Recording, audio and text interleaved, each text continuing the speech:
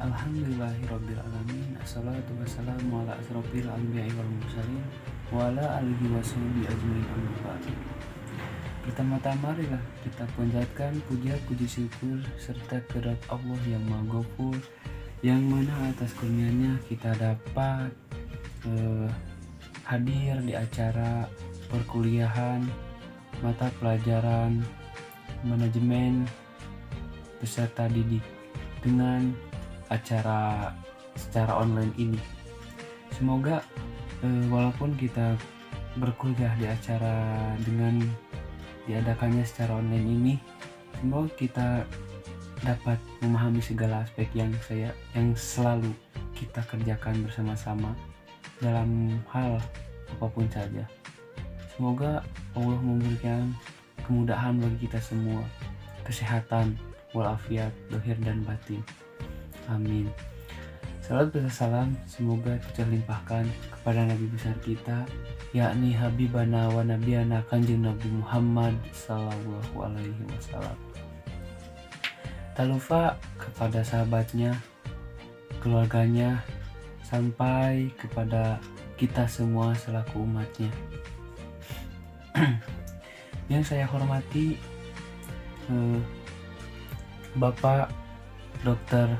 Badrudin MAG dan kepada Bapak Dr. Dian MAG. Insya Allah kali ini di sini saya menjadi moderator. Dan kawan-kawan saya yang lainnya yaitu saudari Wafa Mi'rajul Fitria, Sylvia Nur Yuniasari, dan Yani Jainul Fatiha. Untuk selanjutnya yaitu materi-materi yang akan kami sampaikan yaitu tentang pengertian disiplin peserta didik, terus program pembinaan peserta didik, kode etik peserta didik, strategi pembinaan peserta didik, pembentukan layanan dalam pengembangan peserta didik, dan kompetensi pembinaan kesiswaan. Oke, mari kita buka acara ini dengan bacaan basmalah bersama-sama. Bismillahirrahmanirrahim. Oke, untuk selanjutnya yaitu untuk pemaparan materi-materi. Dengan materi pertama ini yang akan disampaikan oleh saudari Wafa Mi'rajul Fitria dengan membawakan materi pengertian disiplin peserta didik dan program pembinaan peserta didik. Mari kita simak dan dengarkan dengan baik, mata, hati, dan telinga fokus ke sini, jangan kemana-mana. Mari kita lihat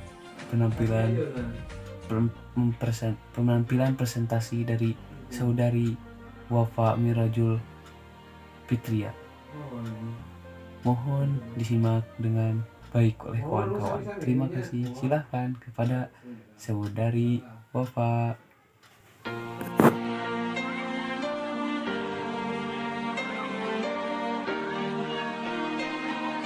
Oke baik, bismillahirrahmanirrahim. Sebelum kita membahas lebih jauh materi tentang kedisiplinan peserta didik ini, alangkah baiknya kita mengetahui definisi dari kedisiplinan peserta didik itu sendiri. Kedisiplinan peserta didik merupakan suatu bentuk kepatuhan dan ketaatan siswa dalam menjalankan peraturan-peraturan yang telah ditetapkan oleh pihak sekolah dan guru dalam proses belajar mengajar. Nah, adapun pengertian kedisiplinan peserta didik ini menurut beberapa ahli.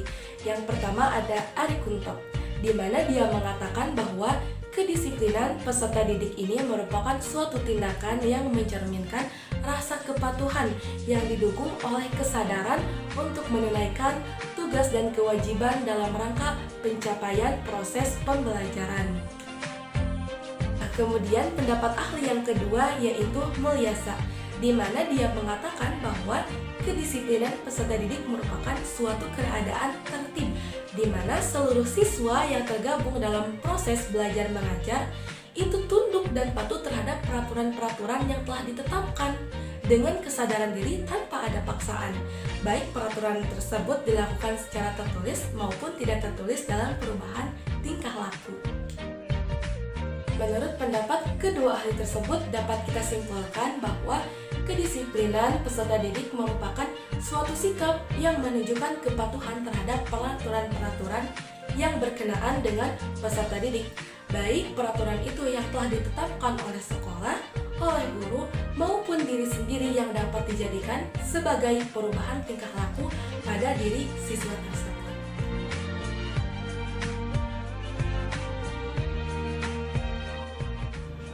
Nah, baik, kita berlanjut kepada materi pembahasan yang kedua, yaitu tentang program pembinaan peserta didik.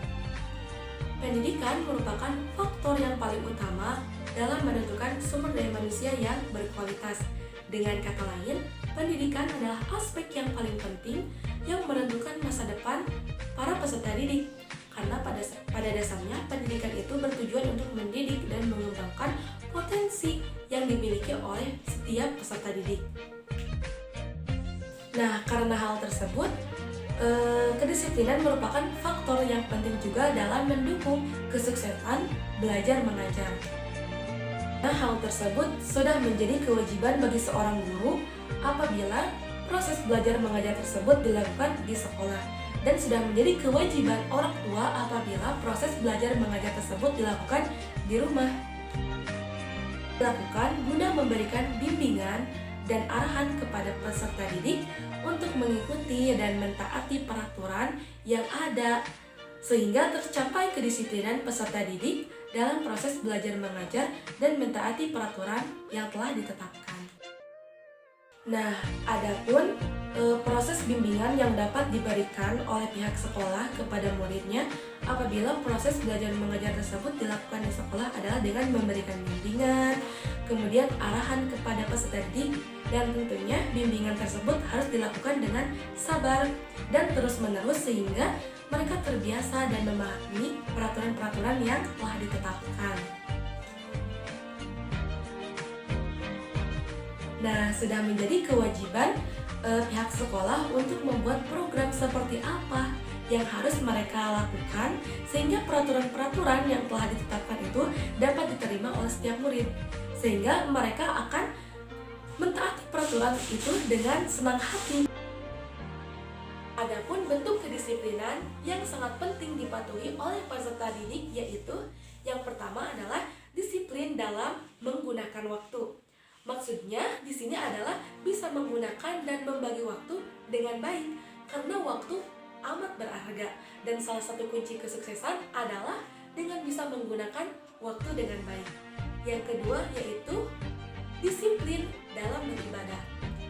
Nah, di sini adalah maksudnya senantiasa beribadah dengan peraturan-peraturan yang terdapat di dalamnya. Kedisiplinan dalam beribadah amat dibutuhkan. Allah Subhanahu wa Ta'ala senantiasa menganjurkan manusia untuk disiplin. Kemudian yang ketiga yaitu disiplin dalam kehidupan berbangsa dan bernegara. Disiplin belajar yang diterapkan berulang-ulang akan memberikan kebiasaan yang baik bagi peserta didik. Berbagai macam fungsi disiplin belajar dapat bermanfaat bagi kehidupan peserta didik maupun orang-orang yang di sekitarnya. Nah, kemudian ada beberapa fungsi disiplin, antara lain yang pertama, menata kehidupan bersama. Disiplin mengatur tata kehidupan manusia dalam kelompok tertentu atau dalam masyarakat. Hubungan antara satu dengan yang lainnya akan menjadi baik dan lancar dengan adanya disiplin. Mungkin hanya itu yang dapat saya sampaikan. Untuk selebihnya, saya kembalikan kepada moderator untuk berlanjut kepada pembahasan materi selanjutnya. Terima kasih. Terima kasih kepada saudari Bapak yang telah memberikan presentasinya dengan sangat baik. Bagus kan? Ya, teman kita. Semoga bermanfaat untuk saudari Bapak khususnya dan umumnya bagi kita semua.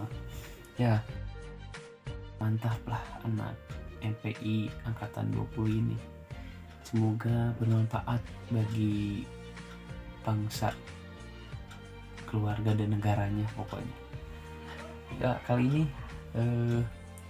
untuk pemateri terakhir yang tidak akan sama kalah pokoknya lah, the best semuanya, kepada saudari Silvia Nuryuniasari yang akan membawakan materi tentang bentuk-bentuk pelayanan dalam pengembangan peserta didik dan kompetensi pembinaan pembina kesiswaan.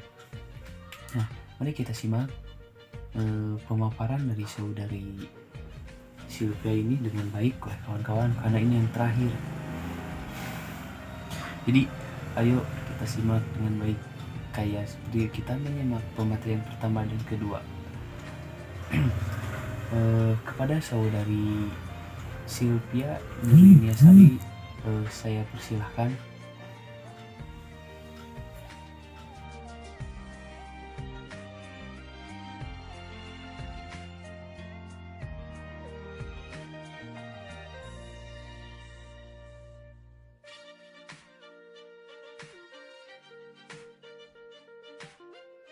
Bismillahirrahmanirrahim. Baik teman-teman semua, kita lanjut aja ke materi berikutnya, yaitu mengenai bentuk-bentuk pelayanan dalam perkembangan peserta didik.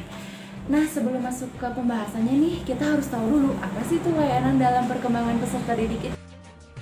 Perkembangan peserta didik itu bisa kita sebut juga dengan layanan bimbingan belajar.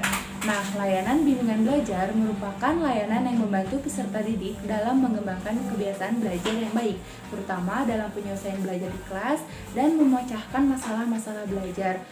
Kemudian layanan dalam perkembangan peserta didik ini juga membantu dari kesulitan belajar dan mencapai keberhasilan belajar secara optimal sesuai dengan perkembangan ilmu, teknologi, kesenian, dan mempersiapkan diri peserta didik pada tingkat pendidikan yang lebih tinggi lagi.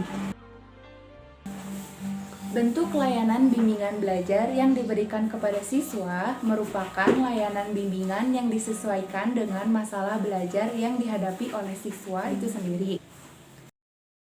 Yaitu mengenai bentuk layanan bimbingan belajar yang diberikan kepada siswa itu adalah layanan bimbingan yang disesuaikan dengan masalah belajar yang dihadapi oleh peserta didik, baik itu di kelas, di lingkungan sekolah, maupun dengan kompetensi peserta didik itu sendiri.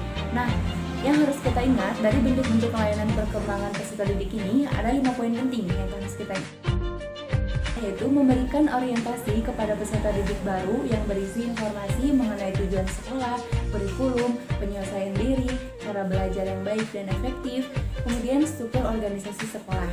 Yang kedua, memberikan informasi tentang cara belajar yang tepat bagi peserta didik selama mengikuti pelajaran di sekolah maupun secara mandiri di rumah, baik berkelompok maupun individu. Poin 3, memberikan informasi tentang jurusan maupun program studi yang sesuai bagi peserta didik untuk melanjutkan pendidikan pada tingkat yang lebih tinggi. Poin selanjutnya yaitu poin 4. Poin 4 yaitu melakukan pengumpulan data yang berhubungan dengan peserta didik seperti bakat, minat, cita-cita, hasil belajar dari masing-masing peserta didik itu sendiri. Poin kelima, membantu peserta didik dalam mengatasi kesulitan belajar. Kemudian, membentuk kelompok belajar.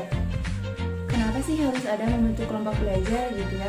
Karena dengan adanya kelompok belajar, kita bisa menanyakan peserta didik yang satu dengan yang lainnya, atau bisa disebut juga dengan wawancara gitu ya. Nah, dengan wawancara ini, kita bisa menemukan penyebab kesulitan peserta didik dalam belajar. Setelah kita tahu penyebab kesulitan belajar, maka kita mampu mengetahui bagaimana cara mengatasi dari kesulitan belajar peserta didik itu sendiri. Teman-teman semua, tadi 5 poin penting mengenai bentuk pelayanan perkembangan peserta didik harus kita ingat dan kita pahami ya. Lanjut ke materi berikutnya, yaitu mengenai kompetensi pembina kesiswaan. Pembinaan kesiswaan di sekolah merupakan tanggung jawab semua tenaga kependidikan guru. Tenaga pendidikan yang paling utama yang sering berhadapan langsung dalam proses belajar di kelas yaitu guru. Nah, guru memiliki tanggung jawab yang besar dalam pendidikan karena seluruh tanggung jawab itu dijalankan dalam upaya memfasilitasi peserta didik agar kompetensi dan seluruh aspek pribadinya berkembang secara optimal. mengetahui kompetensi bidang pembinaan yang paling utama di sekolah itu adalah guru, maka kita juga harus tahu apa itu standar kompetensi bidang pembinaan kesiswaan. Memahami perkembangan peserta didik. Yang kedua, memahami ruang lingkup pembinaan kesiswaan. Yang ketiga, mampu merancang dan melaksanakan strategi pembinaan kesiswaan. Yang keempat, mampu mengembangkan kegiatan pembinaan kesiswaan. Yang kelima, mampu merancang dan mengembangkan evaluasi kegiatan pembinaan kesiswaan. Yang keenam, profesionalitas pribadi pembina kesiswaan seperti sifat jujur, tanggung jawab, komitmen, inovatif, kreatif, disiplin, dan teladan. Itu semua sifat-sifat profesionalitas yang harus dimiliki oleh pembina kesiswaan agar mampu menciptakan peserta didik yang berkualitas seperti itu. Demikian yang bisa saya sampaikan. Mohon maaf jika ada kesalahan. Wassalamualaikum warahmatullahi wabarakatuh. Kami sangat baik-baik, the best pokoknya. Semoga kalian teman-teman dan teman-teman seperjuangan bisa bisa merealisasikan data apa yang telah dijelaskan oleh pemateri-materi kita. Semoga bermanfaat untuk dirinya, khususnya untuk saudari Yani, saudari Wafa, dan saudari Sylvia, dan umumnya bagi kita semua. Amin ya Allah ya Rabbal Alamin. Untuk selanjutnya yaitu kesimpulan-kesimpulan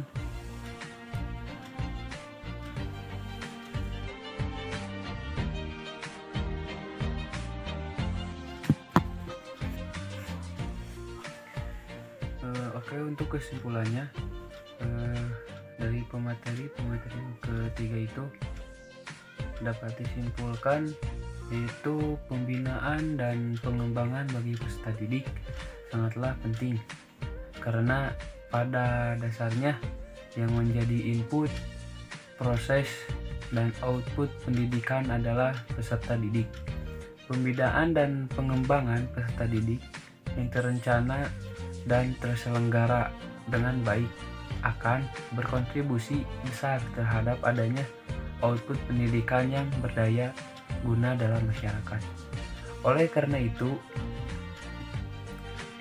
diperlukan optimalisasi pembinaan dan pengembangan peserta didik pada lembaga pendidikan agar mendukung tercapainya tujuan dasar pendidikan. Salah satu caranya adalah dengan menerapkan disiplin pada peserta didik, melakukan program pembinaan pada peserta didik, memahami akan adanya kode etik peserta didik, menerapkan strategi pembinaan peserta didik, memberikan pelayanan terbaik dalam pengembangan peserta didik, dan menerapkan kompetensi pembina kesiswaan sebaik mungkin. Mungkin dari semua materi yang dapat saya simpulkan segitu. Mohon maaf bila banyak kesalahan dari kelompok kami, khususnya dari saya sendiri, karena saya masih dalam tahap belajar. Mohon dimaklumi. Semoga kedepannya saya bisa lancar dalam membawakan acara seperti ini, ataupun lebih lancar bisa lagi sebagai pemateri. Sekian dari kelompok kami. Wabillahi taufiq wal hidayah. Wassalamualaikum warahmatullahi wabarakatuh.